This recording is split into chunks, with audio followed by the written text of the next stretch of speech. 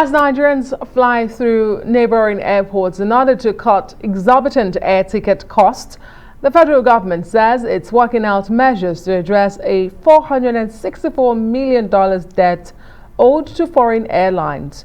Our correspondent Oyin Sunday examines the issues at play. If a passenger buys, say, an Emirates ticket in Dubai to travel to Nigeria, the payment is fully received by the airline. But if the passenger buys a similar ticket from Lagos to Dubai, the money is allegedly held down by the Central Bank of Nigeria. The fact is, the monies are domiciled in respective commercial banks being operated by the airlines. It's completely unreasonable for an airline to invest in Nigeria and then not be able to repatriate their funds for months and months on end. There are issues with what is happening with the BASA royalties, what's the size of the BASA fund. We should have dollars in a BASA fund. I hear everybody saying CBN should do something. CBN should do something. And I say with all the professionalism in me, CBN does not print dollar. CBN can only share the dollar that is available Nigeria ends. And so if there were people in the House of Reps, my focus today or this week should be on how do we get our dollars. Airlines around the world are currently being owed a total of $1.6 billion. One continent and one country, however, stands out from the pack. While 67% of the funds are tied down in Africa, with 12 countries owing international airlines, Nigeria alone owes $464 million in debt, representing 29% of the total debt the continent owes. Unable to cope, Emirates Airlines is about to withdraw its services. I am happy that they're calling a meeting, but I hope the agenda will include how much you are selling your ticket. So as long as their ticket is $5,000 and the value Nigerians are paying for it is about 2.5 million, that is about 450 naira, then they might have a legitimate case to say we are bounded by this rate. But as long as they are free, as anybody is free to fix a ticket at a rate that will enable your business, move on. You can't sell at the rate of 700 or 800 naira and come back and want to transmit your money at 450 naira.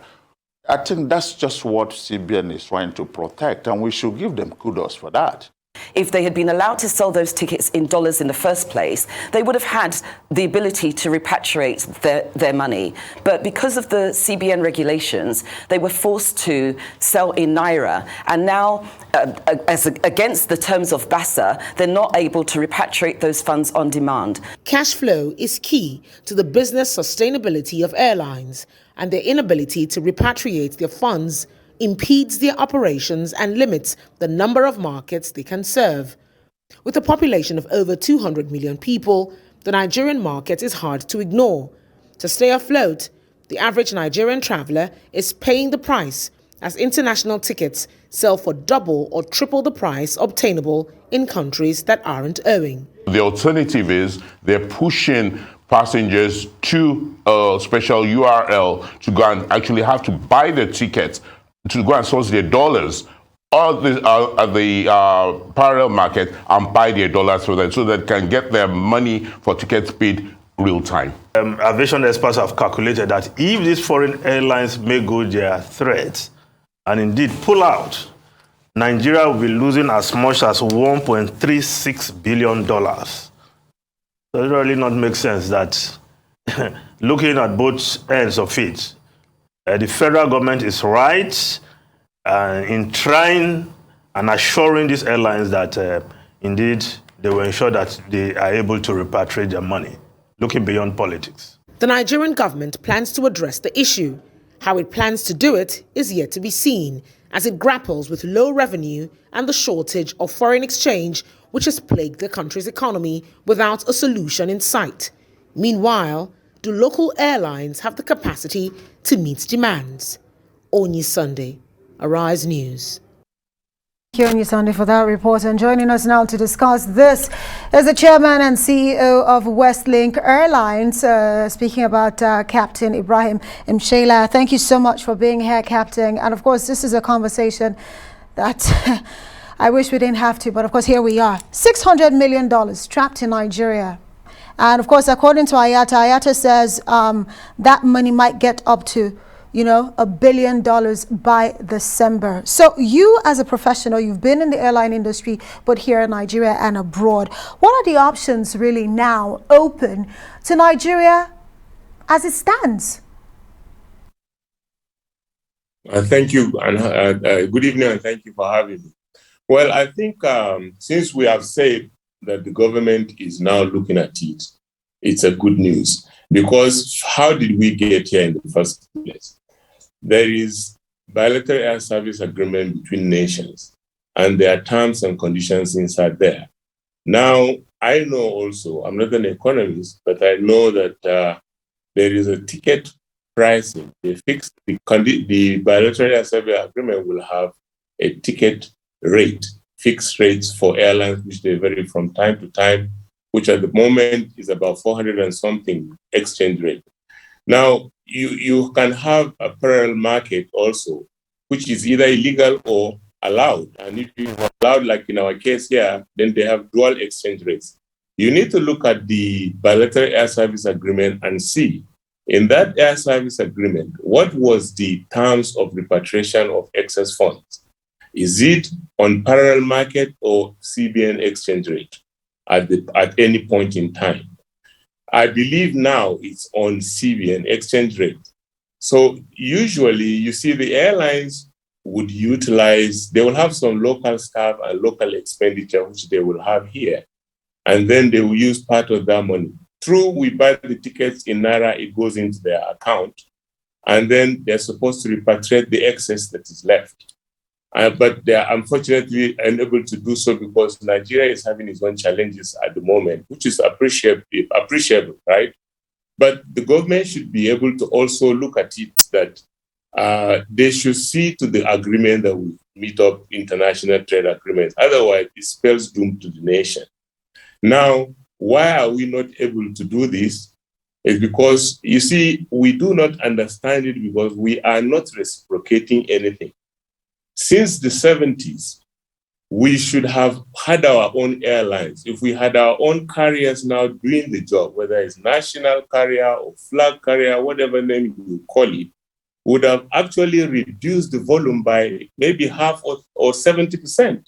Because our carriers will, Airpeace, for example, flies to Dubai. Nigerians or whoever is buying Airpeace ticket within Nigeria is not going to be using dollar, you use Naira and stays here. And therefore, our exposure to dollars will reduce. But we've left things for so long, doing things wrong, and that is why today we are feeling the pinch and we don't know what to do about it. And the reason why we are raising an eyebrow on this matter about the airlines, some people are calling it a threat or is unfriendliness and what have you, I think it's wrong. We should be fair here.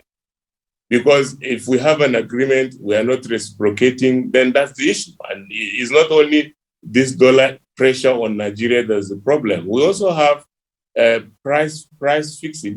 I will call it so, because sometimes the prices are crazy. Because in Nigeria, to buy tickets, even when we didn't have this dollar problem, tickets are higher here. So I think this is where the starting point is. And if the government is looking at it, I clap for them, because they should take advice from the industry and other places and not take advice from people who seem not to understand what we're doing, but have been put in a place where they should be speaking. I mean, I heard you say a lot of could have, should have, but we are here now. Some industry experts are pointing to the CBN to say the CBN is the only one that can get us out of this fix. But some will also say there's a downturn in the oil industry where we're not making so much money from anymore. And that's where we get all our dollars from, most of our dollars from. So what is the practical solution to this? Is it for the local capacity to step in? And do we have such capacity locally to fill the vacuum should these foreign airlines eventually carry out the threat to leave the Nigerian market? Well, in actual fact, the situation with government is pitiable, and I understand. It's like a father having children and all of them have one problem or the other. The pressure on Nigerian economy is there. So it's a choice the government has, an obligation to meet up with these foreign carriers to remit their money and also to do other things for the Nigerian nation. If we are hungry, I think the priority of government should not be to fund that. But that is not also an excuse, but it's like choosing between the lesser evil. But if they pull out also, right now, I don't think we can meet it because, number one, how many destinations do Nigerians go? Even if we get, people have suggested that we should get, it will help our carrier to even grow quickly and so on. That is a mediocre thought because, one, it takes a long time to be able to develop these route connections. If you start, for example, start flying to London, okay, we fly to London. Who distributes your passengers onwards? People buying tickets from Nigeria are not ending up in London alone. They are probably going to elsewhere, and so on and so forth.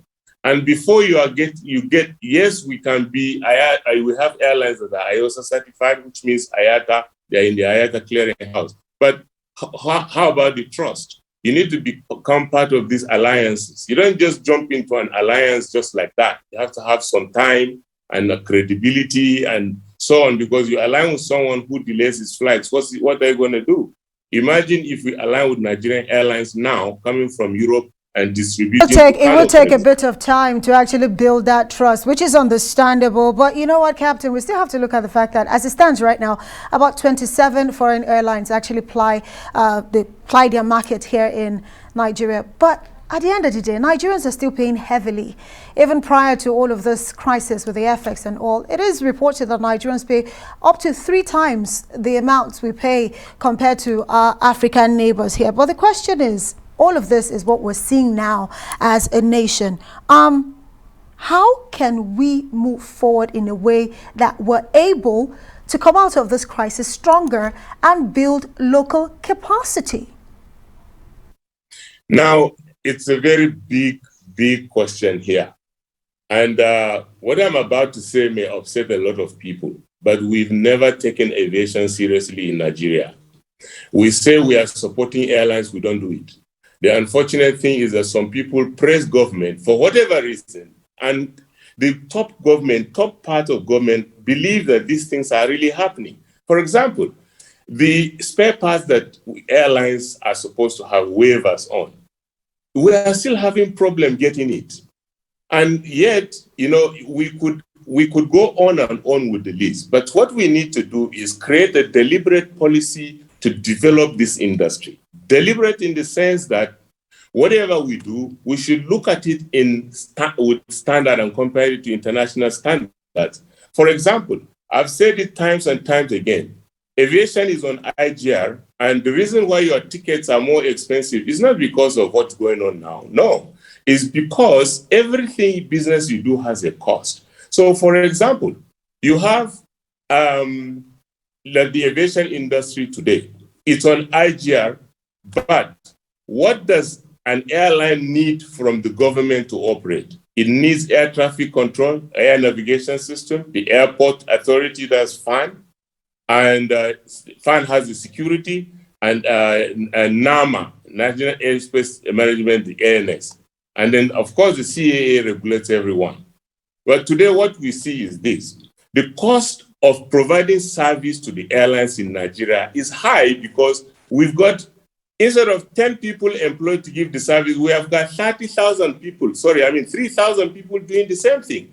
And the agencies have to generate the money from the same airlines or services within the airport to pay them. So it creates a very serious issue on allowing the airlines enjoy the real standards that others do. You need to do that. We need to waive it. Captain Msheila, very quickly, I want you to be as brief as possible. I'm sorry, but we have to go because of time. There is a BASA fund everybody has been talking about for the CBN to dip into and save us from this. Tell us exactly how these BASA funds work. Do we have it? Can it save us?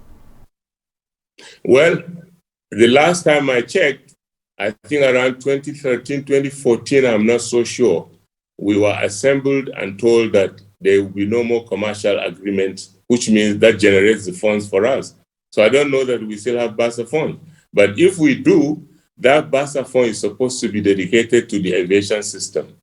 But maybe it's been used for something else, who knows? Because the government, the aviation is on IGR now, is supposed to remit money to government. Well, the aviation sector is definitely one sector that cannot be ignored, because prior to COVID, it was the fastest growing sector in Nigeria, and we have to look at empowering our local carriers. Really is one thing that Nigerians would want to see. Would have to say thank you so much to you, Captain Ibrahim Msheila there. He is the CEO and chairman of Westlink Airlines. Thank you.